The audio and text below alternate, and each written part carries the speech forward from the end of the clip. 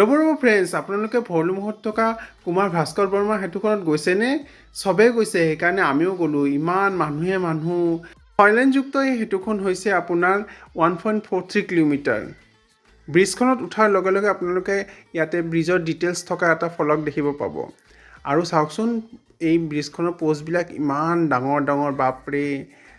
ব্ৰিজখনত 6টা খুঁটি আছে আৰু 6টা খুঁটি আপোনাৰ গেৰুৱা, বগা আৰু সেউজীয়া ৰঙেৰে লাইটিং কৰা হৈছে। আমি কিন্তু নৰখিলোঁ, একদম ব্ৰিজখন ইমূৰৰ পৰা সিমূৰলৈ খোজকাঢ়ি গ'লোঁ। আৰু এইটো হ'ল ব্ৰিজৰ শেষৰ খুঁটিটো। আৰু এইফালে হ'ল আমিনগাঁও আৰু এইফালে হ'ল আমাৰ ভৰলুমুখ। বহুত সময় ব্ৰিজত খোজকাঢ়িলোঁ, বহুত এনজয় কৰিলোঁ আৰু বহুত মানুহ তাৰে পৰা আমাৰ গুৱাহাটীখন চালোঁ। চাওকচোন, ৰাতিকৈ গুৱাহাটীখন কিমান ধুনীয়া লাগে।